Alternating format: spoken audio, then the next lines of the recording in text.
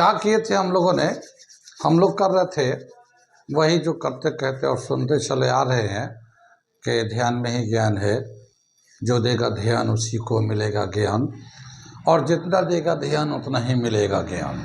थोड़ा ध्यान थोड़ा ज्ञान, ज़्यादा ध्यान ज़्यादा ज्ञान, क्योंकि ध्यान में ही ज्ञान है। हम लोग कर रहे थे physics class 11th, system of particle and rotational motion chapter चल रहा था। और पिछले क्लास में हम लोगों ने moment of inertia of a rod through the centre of mass through the end of the rod इस तरह से निकाला था, रेडियस ऑफ गायरेशन भी निकाला था। आगे हम लोग चल रहे हैं moment of inertia of a ring निकालने के लिए कि moment of inertia of ring कैसे निकालेंगे। एक रिंग है तो उस रिंग का मोमेंट ऑफ इनर्शिया निकालेंगे कैसे, क्या होगा वैल्यू अलग अलग एक्सिस ऑफ रोटेशन के रेस्पेक्ट में। ठीक है, तो हम लोग वो करने जा रहे हैं। अगला टॉपिक ये moment of inertia of a ring. Ring तो देखा ही होगा, बहुत सारी चीज़ें ऐसी है जो सर्कुलर रिंग के फॉर्म में होता है, जैसे बैंगल्स होते हैं, एयर रिंग होते हैं, फिंगर रिंग्स होते हैं, और भी बहुत सारे बेशुमार हमारे लाइफ में ऐसी चीज़ें हैं जो सर्कुलर फॉर्म में होता है। तो उसका मोमेंट ऑफ इनर्शिया कैसे निकालेंगे, पहले तो हम एक सर्कल बनाते हैं। ये हमारा एक सर्कुलर बॉडी है, ठीक है। हम इसकी थोड़ी सी रिंग की थिकनेस ले लेते हैं इस तरह से।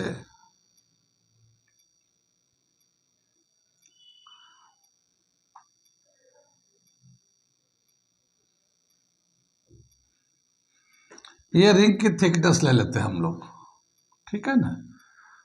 रिंग में थोड़े से मटेरियल है, एक लाइन लिखते हैं, एक लाइन से ड्रॉप करते हैं तो वो मटेरियल का पता नहीं चलता, तो हम थोड़ा सा थिकनेस बढ़ा लेते हैं और इस तरह से हम लोग ये रिंग ले लेते हैं, ठीक है। इस रिंग का जो सेंटर ऑफ मास होगा, ठीक है, किधर होगा इसका centre of mass. Centre of मास के बारे में हमने एक डेफिनेशन दिया था। सेंटर ऑफ मास क्या होता है, a point inside outside of a body where it is considered that the whole mass of the body is concentrated. Once the center of mass is balanced, whole body is balanced. अब ये ring देखिए, ring का जो मास है ये ring पे यहाँ है, लेकिन इसका सेंटर ऑफ मास कहाँ है, इसके सेंटर पे यहाँ पे है। इसका सेंटर ऑफ मास कहाँ पे है, ये यहाँ पे है ये, लेकिन यहाँ पे कुछ नहीं है, ये होलो पार्ट है। रिंग में देखा होगा बीच में तो होलो पार्ट होता है, मगर ये बॉडी के बाहर है। इसका मतलब क्या, बॉडी तो ये वाला है, इसका सेंटर ऑफ मास बॉडी के बाहर है। तो ऐसे बहुत सारी बॉडी हैं जिसके सेंटर ऑफ मास बॉडी के अंदर नहीं, बॉडी के बाहर आता है, ठीक है। तो ये हम लोगों ने लिया एक रिंग, और इसको हम लोग रोटेट करना चाहते हैं एंटी क्लॉकवाइज, जेड डैश के रेस्पेक्ट में रोटेट करना चाहते हैं। कितनी बात सुन रही, इस पूरे रिंग का जो मास है m है, और ये जो पूरे रिंग का जो सरकमफ्रेंस है, हम लोग सरकमफ्रेंस का फॉर्मूला था 2πr, ठीक है। तो यहाँ से यहाँ तक मान लेते ये r है, रेडियस है, तो हम लोग का सरकमफ्रेंस आएगा 2πr, ठीक। वैसे जो इस रिंग को अगर एक जगह से तोड़ दिया जाए और खींचा जाए तो ये एक रॉड ही सर्कुलर सिलेंड्रिकल रॉड बन जाएगा इस तरह से। ये एक हमारा सिलेंड्रिकल रॉड बन जाएगा इस तरह से, ऐसा। लेकिन ये रॉड के फॉर्म में नहीं, ये सर्कल के फॉर्म में हमारा। कितनी बात सुन में, आगे चले, ये समझ में आ गया, रिंग ले लिया। अब हम लोग क्या करेंगे कि इस पूरे रिंग का सेंटर ऑफ मास निकालने के लिए पहले एक छोटे से मास का, एक छोटे से सेक्शन का, very small part of the circumference के एक बहुत छोटे से पार्ट का हम लोग मास लेंगे, ठीक है। तो हम लोग क्या करते हैं, यहाँ पे एक बहुत छोटा सा मास सेलेक्ट करते हैं, छोटा सा मास। ये हम लोगों ने dx इसका थिकनेस ले लिया और इसका मास हम लोगों ने सेलेक्ट कर लिया, ठीक है। इसका मास कितना है अभी हम लोग निकालेंगे, लेकिन ये जो थिकनेस है बहुत स्मॉल पार्ट हम लोगों ने सेलेक्ट कर लिया है। कितनी बात सुन में, यहाँ पे हम लोग थोड़ा से पॉइंट्स को लिख देते हैं, हम लोग थोड़े से पॉइंट्स को लिख देते हैं। Here the mass of the ring, the mass of the ring is equal to m, ठीक है ना। Circumference of the ring circumference of the ring 2 pi r। ये हम लोग रेडियस ले रखा है, आर कैपिटल आर लिखा है, तो हम लोग का सर्कमफ्रेंस 2 pi r होगा। मास पर यूनिट लेंथ इस रिंग का, ये हमने बताया था, ये लेंथ के बराबर भी हो सकता है। तो एक यूनिट लेंथ का कितना मास होगा, मास पर यूनिट लेंथ लेते हैं। तो इसका मास पर यूनिट लेंथ ले लेते हैं, मास पर यूनिट लेंथ। तो क्या आ जाएगा, capital M upon 2 pi R, 2 pi R. ये हो गया मास पर यूनिट लेंथ, इस एक यूनिट लेंथ का मास हो गया। ठीक है, now to find moment of inertia of the ring, a very thin part of circumference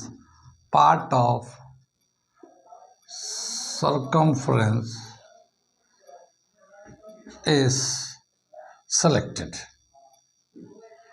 ठीक है ना, एक बहुत छोटा सा पार्ट को हम लोगों ने सेलेक्ट कर लिया, जैसे ये dx हो गया। Now mass of this thin part, mass of this thin part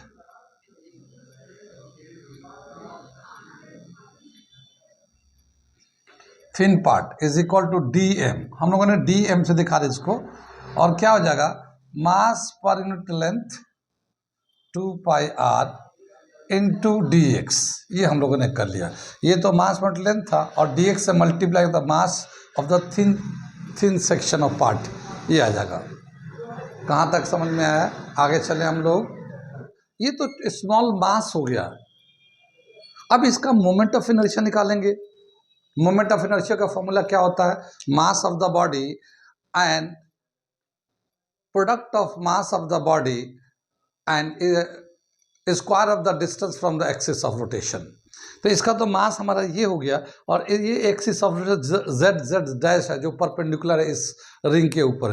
तो यहाँ से एक्सिस ऑफ रोटेशन से इसका जो डिस्टेंस है वो r है, तो ये r स्क्वायर हो जाएगा, ये dm r स्क्वायर। तो moment of inertia of this small part, moment of inertia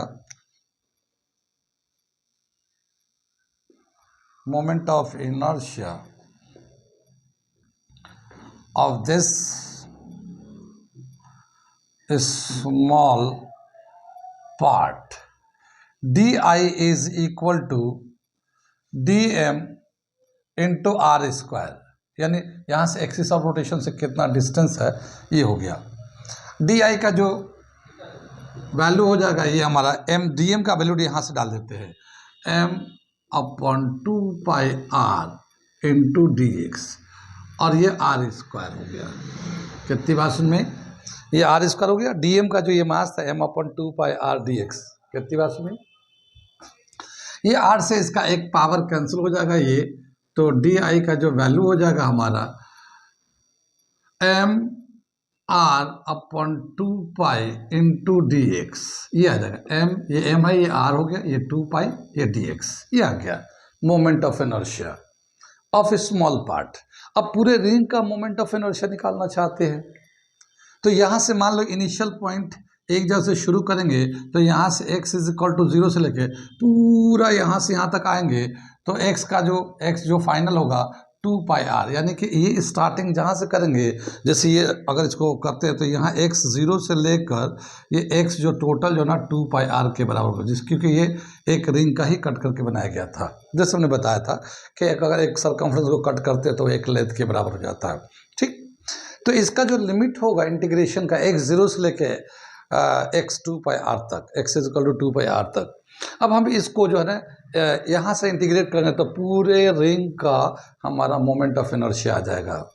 ठीक, अब हम लोग इंटीग्रेट करने चाह रहे हैं, इसे नोट कर लिए, मैं मिटा रहा हूँ। क्या दे रखा है ये, integrating from x0 to x2 pi R. ठीक है, तो क्या हो जाएगा moment of inertia of the ring जो आएगा डी आई को इंटीग्रेट कर देते हैं x0 से लेके x2 पाई r तक। ठीक है, कितनी बात समझ में। यहाँ पे कितना दे रखा है, आई का वैल्यू दे रखा है एम आर अपॉन 2 पाई डी एक्स को इंटीग्रेट करते हैं 0 से लेकर 2 पाई आर तक। ये जो कांस्टेंट है, ये तो टोटल मास फिक्स हो गया, रेडियस फिक्स है 2 पाई, ये कांस्टेंट है। ये हमारा तो कांस्टेंट टर्म आ जाएगा, ये बाहर निकाल लेंगे, डी एक्स को इंटीग्रेट करेंगे। ठीक है, तो क्या आ जाएगा ये हमारा I is equal to M R 2 pi integrating D X 0 से लेकर 2 पाई आर तक। एक्स को डी एक्स को इंटीग्रेट करेंगे तो एक्स आ जाता है, जानते हैं रूल तो याद ही होगा। ठीक है, 2 पाई ये x हो गया, लिमिट 0 से लेकर 2 पाई r तक। कितनी बात समझ में।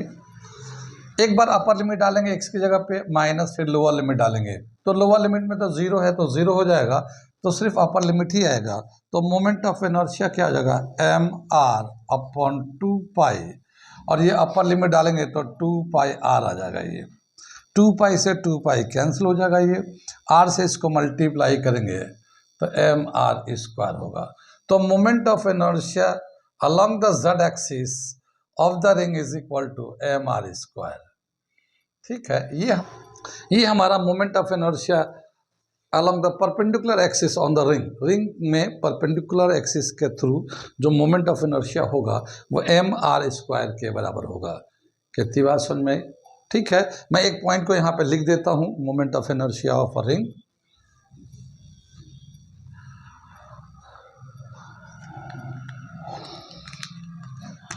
Moment of inertia of a ring through a perpendicular axis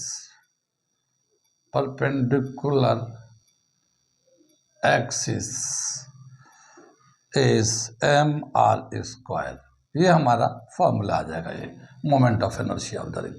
कहाँ कहाँ समझ में आया, कहाँ कहाँ नहीं आया, आ रहा समझ में सबको। नोट कर लीजिए, फिर मैं इसके आगे बताता हूँ। अगर हम लोग रेडियस ऑफ गायरेशन लेना चाहें तो कैसे करेंगे इसका। रेडियस ऑफ गायरेशन क्या होता है, एम के square is equal to this. ये जो मोमेंट ऑफ इनर्शिया आया है इसको एम के स्क्वायर के बराबर कर देंगे और फिर के का वैल्यू निकालेंगे। यहाँ पे के का वैल्यू जो है ना आर के बराबर होगा, डायरेक्ट आर, क्योंकि एम कैंसिल हो जाएगा, के स्क्वायर आर स्क्वायर, तो के इज इक्वल टू आर के बराबर होगा। तो यहाँ पे रेडियस ऑफ गायरेशन जो है ना आर के बराबर होगा। ठीक, नोट कर लीजिए इसको, फिर मैं आगे बताता हूँ। ठीक है, मोमेंट ऑफ इनर्शिया हमने वहाँ पे लिख दिया एम आर स्क्वायर, अभी यूज़ करना है आगे। मैं एक चीज़ और बताने जा रहा था कि मैं जितने भी शेप्स हैं जो कॉमन शेप्स पुराने सिलेबस के हिसाब से हैं उनका हम लोग मोमेंट ऑफ इनर्शिया निकाल के डिराइव करके लिखेंगे। ये और बात है कि आपके सिलेबस में कुछ रह रहे हैं, कुछ कट गए हैं, तो वो एक अलग चीज़ है, लेकिन हम सभी का मोमेंट ऑफ इनर्शिया निकालेंगे और सभी के बेस पे क्वेश्चन भी कराएंगे जो अलग अलग टाइप का यूज़ होगा अलग अलग तरीक़ों से। इसलिए कि कंपटीशन में कहीं से भी क्वेश्चन आ जाते हैं, अगर बहुत ही इजी हो जाएगा, सिलेबस कम हो जाएगा, तो आने वाले दिनों में कंपटीशन में सभी के सभी बच्चे 700 नीट के जैसे जाएंगे तो पता चला कि पूरे, अभी भी बहुत सारे बच्चे 720 में 720 स्कोर कर लेते हैं, लेकिन अगर ऐसा ही ईजी होता रहा तो फिर आने वाले दिनों में पता चलेगा कि 720 मैक्सिमम बच्चों के आ रहे हैं। ठीक है ना, तो ज़ाहिर सिलेबस जो है ना थोड़ा सा मुश्किल तो रहता ही रहता है जो कंपटीशन का होता है, लेकिन एकेडमिक के लिए थोड़ा आसान कर दिया गया है। तो आसानी एकेडमिक के लिए है, मैं सभी के लिए करा दे रहा हूँ ताकि वो आपका एकेडमी में भी काम आ जाएगा और कंपटीशन में भी काम आ जाएगा। ठीक है, तो वो सबको देखते हुए मैं बना रहा हूँ। आगे चले हम लोग। अब हम लोग देखते हैं कि ये जो है अभी हम लोगों ने जो मोमेंट ऑफ इनर्शिया निकाला था ये परपेंडिकुलर एक्सिस के थ्रू निकाला था, परपेंडिकुलर एक्सिस के थ्रू। अगर हम लोग moment of inertia along the diameter निकालें या एक्स एक्सिस वाई एक्सिस के अलोंग निकालें तो फिर क्या होगा। जैसे मान लो ये हमारा जो है एक ये डायमीटर इधर है और ये एक्स एक्सिस के अलोंग है। ये जो हम लोगों ने पहला किया था वो जो था वो था moment of inertia of a ring along an axis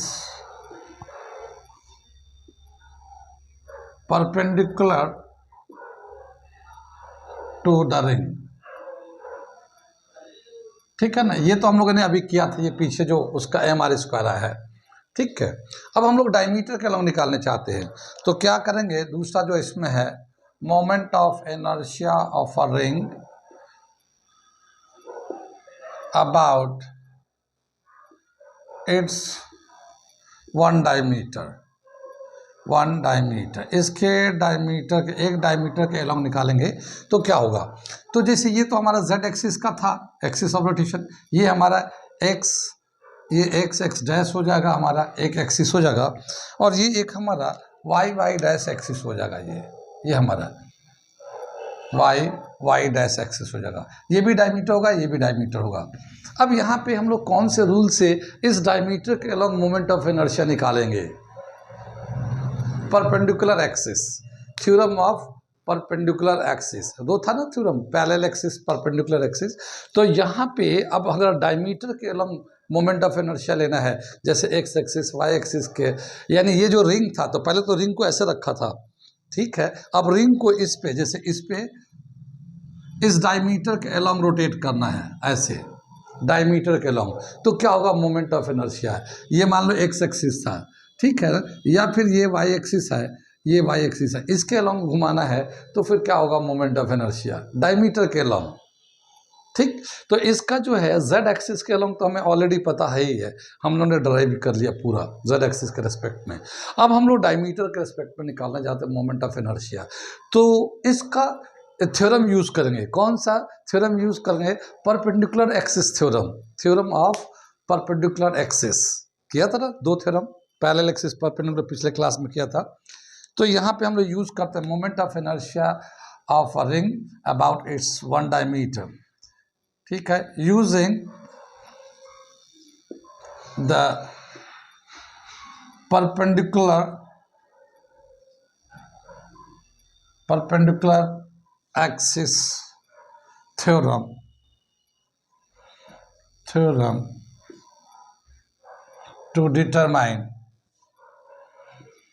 to determine the moment of inertia about its diameter। ठीक है ना, परपेंडिकुलर एक्सिस के हिसाब से क्या बताया था कि moment of inertia along the z axis is equal to moment of inertia along the x axis, moment of inertia along the y axis. ये z एक्सिस के अलोंग जो मोमेंट ऑफ इनर्शिया होता है, moment of inertia along the x axis, moment of inertia along the y axis लेंगे। अब यहाँ पे जो x एक्सिस है ये भी डायमीटर है, y एक्सिस जो है वो भी डायमीटर है, तो दोनों का जो एक्सिस है आइडेंटिकल है, तो हम लोग इसको क्या लिख सकते हैं, x को भी डायमीटर के अलोंग कर देते हैं और y को भी डायमीटर के अलोंग कर दिया, moment of inertia along the diameter कर दिया। अब ये जो z एक्सिस का मोमेंट ऑफ इनर्शिया है वो ट्वाइस ऑफ डायमीटर के बराबर है, ठीक है, यहाँ मैं लिखता हूँ, आ रहा है समझ में सबको, आ रहा ना सबको, नोट करते रहिए, थोड़ा सा अच्छा टॉपिक है, बहुत ही प्यारा टॉपिक है कंपटीशन के हिसाब से, ठीक है।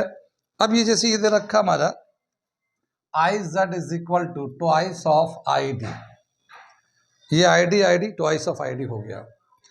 आई जेड का जो मोमेंट ऑफ इनर्शिया है mr² है, twice of I D, moment of inertia along the diameter.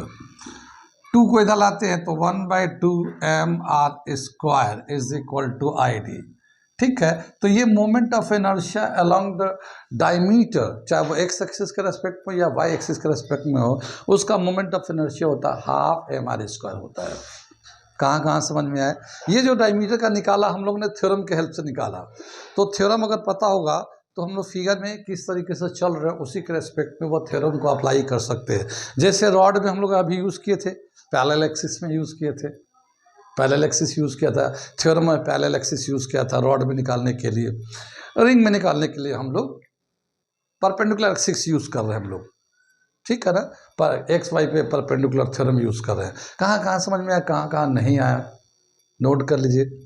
आगे चलें हम लोग। ठीक है, आई अलॉन्ग द डायमीटर जो है 1/2 mr²। मैं यहाँ पे लिख देता हूँ क्योंकि अभी इसको मिटाना है, मुझे इन लोगों को मिटाना है सर। ठीक है, कंपटीशन में क्या है, खाली यही पूछ लेता, moment of inertia, what is the moment of inertia of a ring along the diameter, ऐसे भी पूछ लेता है, कुछ भी सवाल पूछ लेता है। और अगर मास दे रखा, रेडियस दे रखा, तो पूरा कैलकुलेट करके सिंप्लीफाई करने को आ जाता है।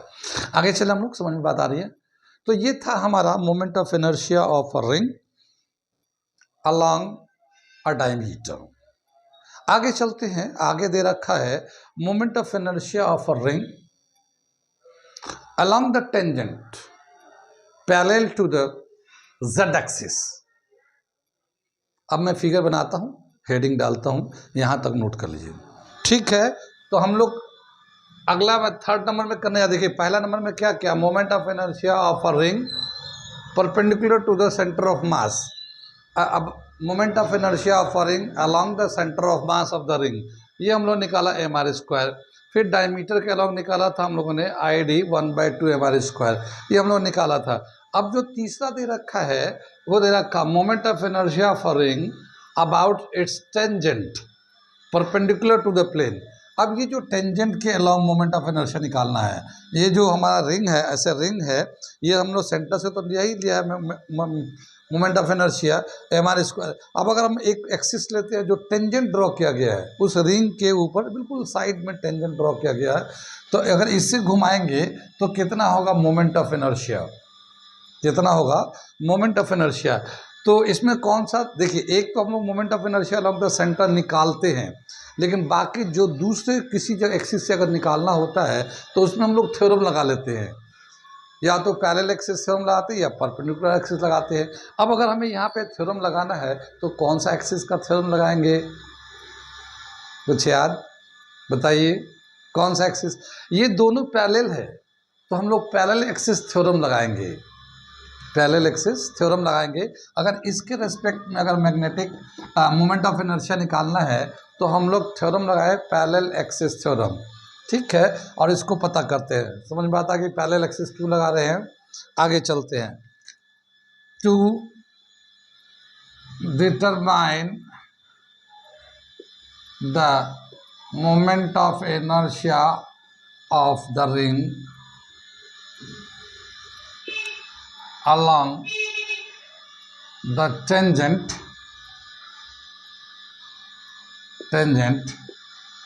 using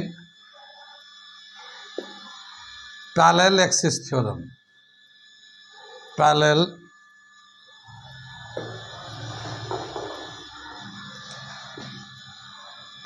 axis theorem। Parallel axis theorem में क्या करते हैं, ठीक है, आई टेंजेंट से अगर लेना चाहते हैं तो पैरेलल एक्सिस में होता moment of inertia along the centre of mass, फिर plus total mass of the ring, m ले लेते हैं, total mass of the ring, और इस एक्सिस और इस एक्सिस के बीच में कितने का डिस्टेंस है उसका स्क्वायर। तो यहाँ पे जो डिस्टेंस होगा इन दोनों के बीच में r होगा, और ये r² ले लिया हम लोगों ने।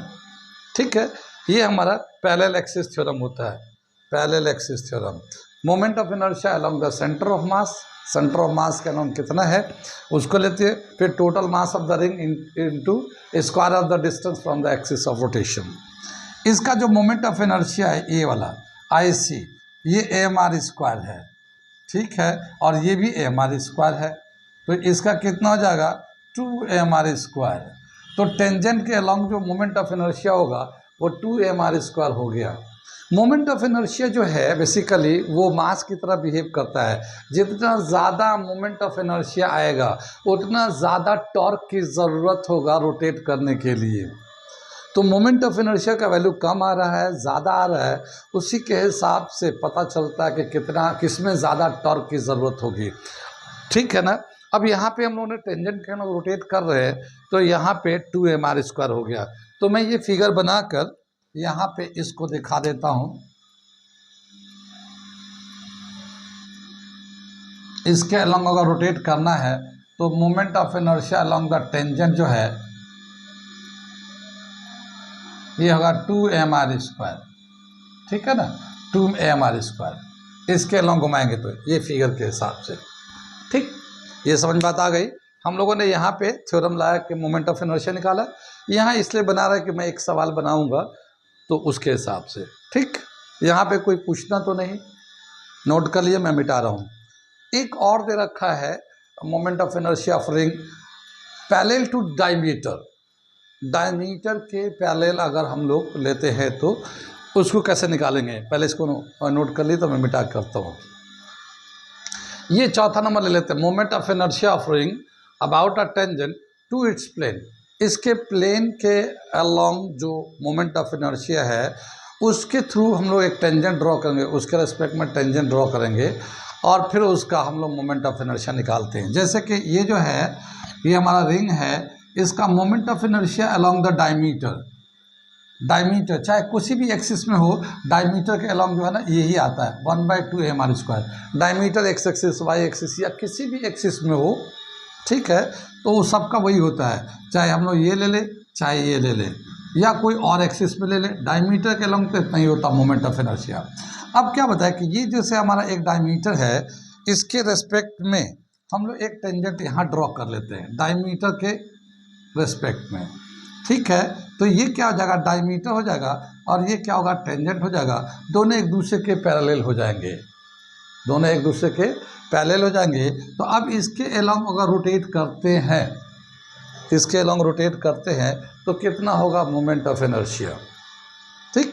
इसके अलोंग रोटेट करते हैं तो इसका ये पैरेलल हो जाएगा, ठीक। Here the tangent is parallel to the diameter, parallel to diameter, diameter के पैरेलल है। Using parallel theorem, parallel theorem to determine the moment of inertia, ठीक है। तो ये जो है I moment of inertia along the tangent अगर निकालते हम लोग तो ये moment of inertia along the diameter और उसके पैरेलल में है। तो पैरेलल में क्या होता है, mass of the ring m into distance between this two, जो पहले से एक एक्सिस था वो और जो हम लोग लिया है वो, उनके बीच में। तो यहाँ पे भी r है तो ये r² हो जाएगा। ये कितनी बात सुन में, डायमीटर के अलोंग जो मोमेंट ऑफ इनर्शिया होता है 1/2mr², ठीक है, प्लस mr²। 1/2 आधा ये है, एक ये है, तो कितना जगह 3/2mr²। तो moment of inertia along the tangent parallel to diameter, यहाँ पे भी टेंजेंट है पर पैरेलल टू z एक्सिस है, परपेंडिकुलर एक्सिस है, पैरेलल टू परपेंडिकुलर एक्सिस है। यहाँ पे भी टेंजेंट है मगर ये पैरेलल टू प्लेन है या डायमीटर के प्लेन है और डायमीटर के अलोंग है, पैरेलल टू डायमीटर है। तो यहाँ पे जो है इसके हम लोगों ने प्लेन में लिया तो इसका जो moment of inertia along the tangent यहाँ पे लेते हैं, ये भी टेंजेंट है, ये दे रखा है 3/2mr²। कितनी बात समझ में, यहाँ समझ में आ गया। ये कहाँ तक समझ में आया ये, तो ये था हमारा एक रिंग जिसका मोमेंट ऑफ इनर्शिया हम लोगों ने सेंटर के अलोंग निकाला था।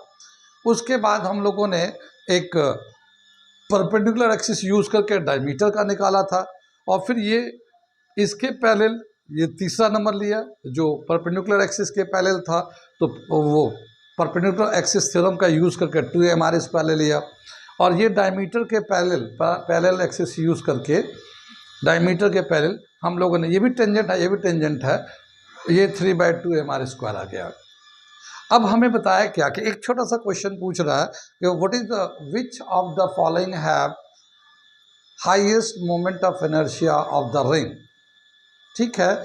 एक दे रखा axis through perpendicular axis through the ring, ठीक है, axis through diameter, axis through tangent parallel to the perpendicular axis, axis through tangent parallel to the diameter और प्लेन। इनमें सबसे ज़्यादा मोमेंट ऑफ इनर्शिया किसका होगा?